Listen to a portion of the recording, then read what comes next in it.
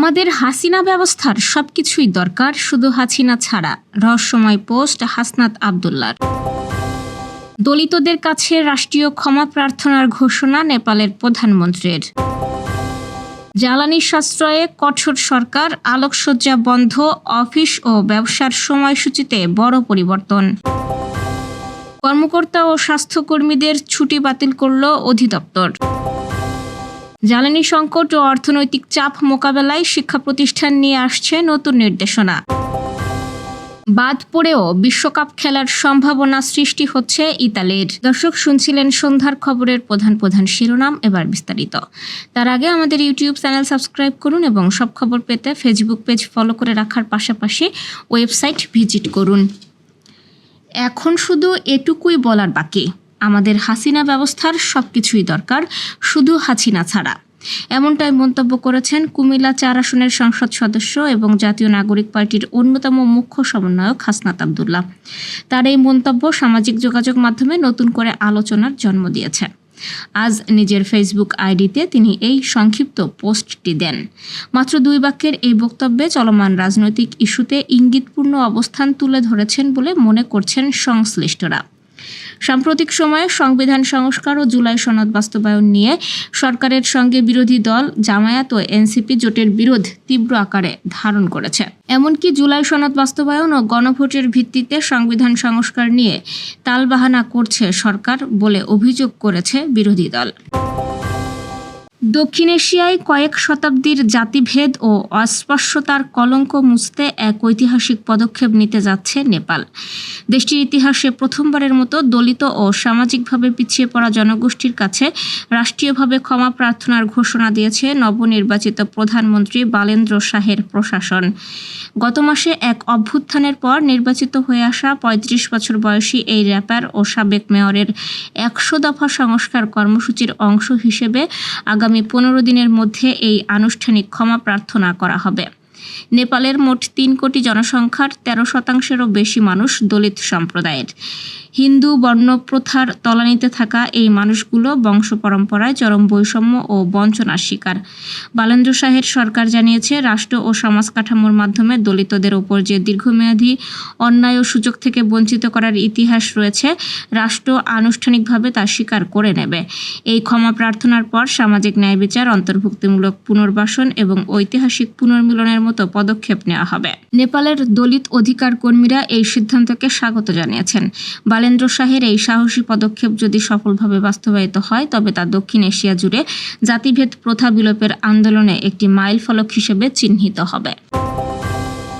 মধ্যপ্রাচ্যে চলমান যুদ্ধের প্রভাবে দেশে সৃষ্ট তীব্র জ্বালানি সংকট মোকাবেলা এবং বিদ্যুৎ সাশ্রয়ের লক্ষ্যে কঠোর বিধিনিষেধ জারি করেছে সরকার।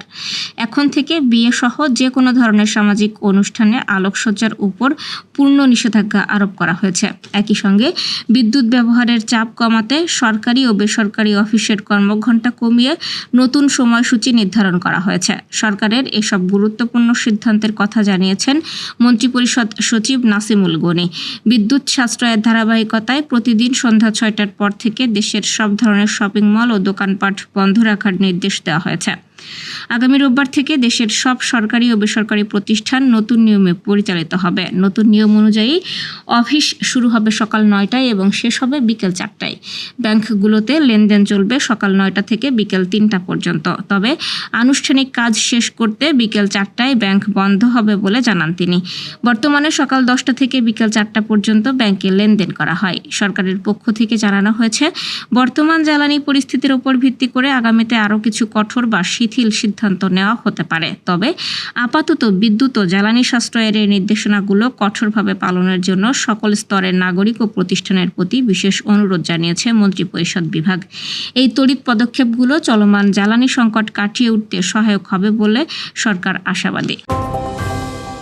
মধ্যপ্রাচ্যে চলমান যুদ্ধ পরিস্থিতির কারণে সৃষ্ট জ্বালানি সংকট ও অর্থনৈতিক চাপ মোকাবেলায় একগুচ্ছ ব্যয় সংকোচনমূলক সিদ্ধান্ত নিয়েছে বাংলাদেশ সরকার। এরই অংশ হিসেবে দেশের শিক্ষা প্রতিষ্ঠানগুলোতে আংশিক অনলাইন পাঠদান চালুর পরিকল্পনা করা হয়েছে। মন্ত্রিপরিষদ সচিব নাসিমুল গনি জানিয়েছেন, শিক্ষা প্রতিষ্ঠান সংক্রান্ত বিষয়ে পৃথক নির্দেশনা দেবে শিক্ষা মন্ত্রণালয়। আগামী রোববার থেকে এই বিষয়ে বিস্তারিত নির্দেশনা জারি করা হবে। নাসিমুল গনি বলেন, পরিস্থিতি বিবেচনায় শিক্ষা কার্যক্রম যাতে ব্যাহত না হয় তা নিশ্চিত করেই সিদ্ধান্ত নেওয়া হচ্ছে। প্রয়োজনে বিষয়টি নিয়ে আরও আলোচনা করা হবে। সচিব বলেন, শিক্ষা প্রতিষ্ঠানের বিষয়ে শিক্ষা মন্ত্রণালয় আলাদা নির্দেশনা দেবে, কারণ এ বিষয়ে কিছু ক্ষেত্রে আলোচনার দরকার আছে।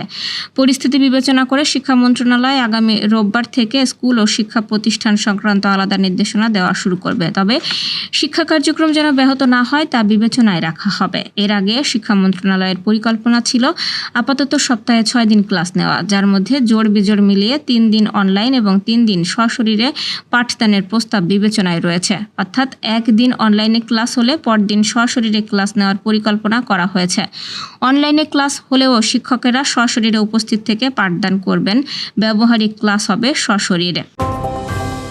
স্বাস্থ্য অধিদপ্তর ও অধিদপ্তরাধীন সব প্রতিষ্ঠানে কর্মরত চিকিৎসক, কর্মকর্তা কর্মচারী ও স্বাস্থ্যকর্মীদের ছুটি বাতিল করা হয়েছে। দেশে শিশুদের মধ্যে হামজনিত নিউমোনিয়ার প্রাদুর্ভাব দেখা দেওয়ায় জরুরি পরিস্থিতি মোকাবেলায় এই নির্দেশনা দেওয়া হয়। আপৎকালীন সময়ে নিরবিচ্ছিন্ন চিকিৎসা সেবা নিশ্চিত এবং হামের টিকাদান কার্যক্রম জোরদার করতেই এই সিদ্ধান্ত নেওয়া হয়েছে। এতে আরও বলা হয়, স্বাস্থ্য অধিদপ্তর ও অধিদপ্তরের অধীন সব স্বাস্থ্য প্রতিষ্ঠানে কর্মরতদের অর্জিত ছুটি ও নৈমিত্তিক ছুটি স্থগিত বা বাতিল করা হয়েছে। স্বাস্থ্য অধিদপ্তরের পরিচালক অধ্যাপক ডাক্তার জালাল উদ্দিন মোহাম্মদ রুমি স্বাক্ষরিত আদেশে বলা হয়, যথাযথ কর্তৃপক্ষের অনুমোদন সাপেক্ষে এটি জারি করা হয়েছে এবং অবিলম্বে কার্যকর হবে। 4 বারের বিশ্ব চ্যাম্পিয়ন ইতালি জাতীয় ফুটবল দল বা আজ্জুরি বিশ্ব ফুটবলে একসময় ছিল আধিপত্যের প্রতীক, কিন্তু সাম্প্রতিক বছরগুলোতে সেই গৌরবের ধারাবাহিকতায় ভাটা পড়েছে। টানা তৃতীয়বারের মতো বিশ্বকাপে জায়গা না পাওয়ার শঙ্কায় এখন হতাশা ছড়িয়ে পড়েছে ইতালি জুড়ে। 2026 সালে ফিফার বিশ্বকাপ 2026 বাছাই পর্বের প্লে অফে বসনিয়া ও হার্জেগোভিনার কাছে হেরে ইতালির বিশ্বকাপ স্বপ্ন প্রায় ভেঙে যায়। এরপর থেকেই ফুটবল প্রেমীদের মধ্যে ধারণা তৈরি হয়, এই আসরেও হয়তো বিশ্বকাপের মাঠে দেখা যাবে না ইতালিকে। তবে হঠাৎ করেই নতুন এক সম্ভাবনার আলো দেখা দিয়েছে। মধ্যপ্রাচ্যের রাজনৈতিক পরিস্থিতির কারণে ইরান জাতীয় ফুটবল দল 2026 বিশ্বকাপে অংশ না নেওয়ার ইঙ্গিত দিয়েছে।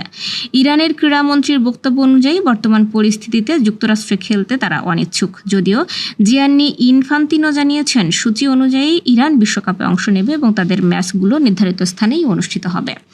এই দ্বিধার মধ্যেই আলোচনায় এসেছে ফিফার একটি নিয়ম। ফিফার নীতিমালার 6.2 অনুচ্ছেদ অনুযায়ী কোনো দল বিশ্বকাপ থেকে সরে দাঁড়ালে তাদের জায়গায় বিকল্প দল নেওয়ার সুযোগ থাকে। সাধারণত সংশ্লিষ্ট প্লে অফের রানার আপ বা একই অঞ্চলের সর্বোচ্চ র্যাঙ্কিংয়ে থাকা দলকে সুযোগ দেওয়া হয়। এই হিসেবে ইরানের অনুপস্থিতিতে এশিয়া অঞ্চল থেকে বিশ্বকাপ খেলার দৌড়ে এগিয়ে রয়েছে আরব আমিরাত, কারণ তারা এশিয়ান প্লে অফে পৌঁছেছিল, যদিও পরে ইরাকের কাছে হেরে যায়। তবে এখানেই শেষ নয়, ফিফার নিজস্ব বিবেচনায় ভিন্ন সিদ্ধান্ত নেওয়ারও সুযোগ রয়েছে। আর এখানেই আলোচনায় এসেছে ইতালির নাম। যদি অঞ্চলভিত্তিক নিয়মের বাইরে গিয়ে বিশ্ব র্যাঙ্কিং বিবেচনা করা হয়, তাহলে সুযোগ পেতে পারে ইতালি। দর্শক, এই ছিল সন্ধ্যার আয়োজন। রাতের খবর দেখার আমন্ত্রণ রইল। এতক্ষণ সাথে থাকার জন্য ধন্যবাদ।